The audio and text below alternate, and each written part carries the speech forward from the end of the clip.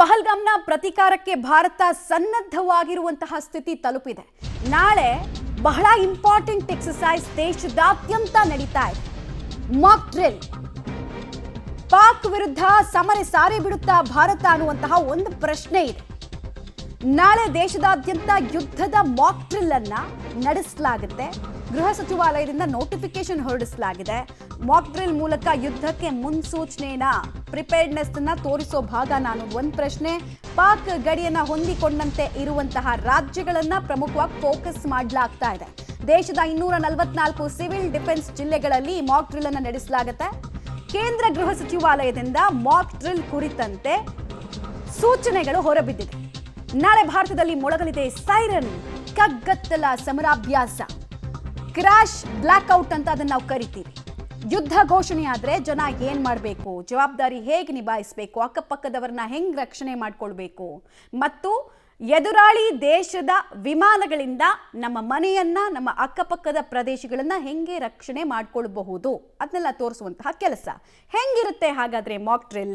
ಬಂತು ನೋಡಿ ಡೀಟೇಲ್ಸ್. ವಾಯುದಾಳಿ ಎಚ್ಚರಿಕೆಯ ಸೈರನ್ಗಳ ಕಾರ್ಯಾಚರಣೆ ಆಗುತ್ತೆ. ಅದನ್ನ AFR ರೇಡ್ ಸೈರನ್ಸ್ ಅಂತ ಕರಿತೀವಿ ನಾವು.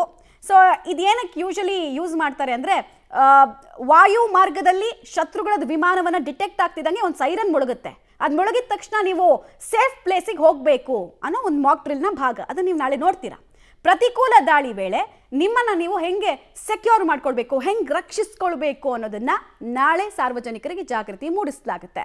ನಾಗರಿಕರು, ವಿದ್ಯಾರ್ಥಿಗಳಿಗೆ ರಕ್ಷಣಾ ಅಂಶಗಳ ಕುರಿತಂತೆ ತರಬೇತಿಯನ್ನ ಸಿವಿಲ್ ಡಿಫೆನ್ಸ್ ಫೋರ್ಸ್ ಕೊಡುತ್ತೆ. ಕ್ರಾಶ್ ಬ್ಲಾಕ್ಔಟ್ ಕ್ರಮಗಳನ್ನು ಒದಗಿಸೋದು ಅಂದ್ರೆ, ನೀವು ಅಲ್ಲಿದ್ದೀರಾ ಅಂತ ಶತ್ರು ದೇಶದವರಿಗೆ ಅಥವಾ ಶತ್ರುಗಳಿಗೆ ಗೊತ್ತೇ ಆಗಬಾರ್ದು. ಆ ರೀತಿ ನಿಮ್ಮನ್ನು ನೀವು ಮರೆಮಾಚಿಕೊಳ್ಳೋದಕ್ಕೆ ಹೆಲ್ಪ್ ಮಾಡ್ತಾರೆ. ಆಮೇಲೆ ಪ್ರಮುಖ ಸ್ಥಾವರ, ಕಟ್ಟಡಗಳ ಮರೆಮಾಚುವಿಕೆ.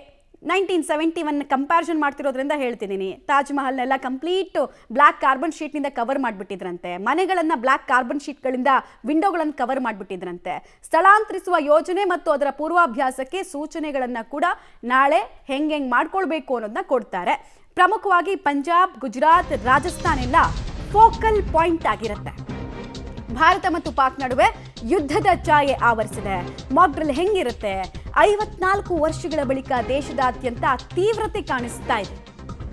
71ರಲ್ಲಿ ಭಾರತ ಪಾಕ್ ಯುದ್ಧ ನಡೆದಾಗ ರಕ್ಷಣಾ ಮಾಕ್ ಡ್ರಿಲ್ ಅನ್ನ ನಡೆಸಲಾಗಿತ್ತು. ಜನರಿಗೆಲ್ಲ ಅವಾಗ ತಿಳುವಳಿಕೆ ಕೊಡೋ ಕೆಲಸ ಆಗಿತ್ತು. ಬಟ್ ಕಾರ್ಗಿಲ್ ಯುದ್ಧದ ವೇಳೆ ಮಾಕ್ ಡ್ರಿಲ್ ನಡೆದಿರಲಿಲ್ಲ. ಯಾಕಂದ್ರೆ ನಾನು ಆಗ್ಲೂ ಹೇಳಿದ್ದೆ, ಕಾರ್ಗಿಲ್ ಫುಲ್ ಫ್ಲೆಡ್ಜ್ಡ್ ವಾರ್ ಅಲ್ಲ. ನಮ್ಮ ಜಾಗನ ಅವ್ರು ಆಕ್ರಮಣ ಮಾಡಿದ್ರು, ನಾವು ಅದನ್ನ ಮರುವಶಪಡಿಸ್ಕೊಂಡ್ವಿ. ಆಮೇಲೆ ಮುಂದಕ್ಕೆ ನಾವು ಯೋಚನೆ ಮಾಡಲಿಲ್ಲ.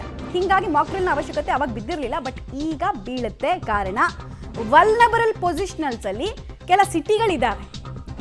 ಹಿಂಗಾಗಿ ಇಡೀ ದೇಶವನ್ನ ಕೇಂದ್ರೀಕರಿಸಿಕೊಂಡು ಈ ಎಕ್ಸಸೈಸ್ ಅನ್ನು ಮಾಡಲಾಗ್ತಾ ಇದೆ. ಮಾಕ್ ಡ್ರಿಲ್ ಅಂದ್ರೆ ಏನು? ಎಲ್ರಿಗೂ ಗೊತ್ತಿರೋ ಹಾಗೆ ಮಾಕ್ ಡ್ರಿಲ್ ಅಂದ್ರೆ ಒಂದು ಕಾಲ್ಪನಿಕ ತುರ್ತು ಪರಿಸ್ಥಿತಿಯ ಸನ್ನಿವೇಶವನ್ನು ನಾವೇ ನಿರ್ಮಾಣ ಮಾಡೋದು. ಫುಲ್ಲು ಬಾಂಬಿಂಗ್ ಬಿದ್ದಾಗ ಹೊಗೆ ಆವರಿಸ್ಕೊಳ್ಳುತ್ತಲ್ಲ, ಆ ಥರದೊಂದು ಹೊಗೆ ಆವರಿಸೋದು. ಆಮೇಲೆ ದೊಡ್ಡದಾಗಿ ಸೈರನ್ ಮುಳುಗಿಸೋದು.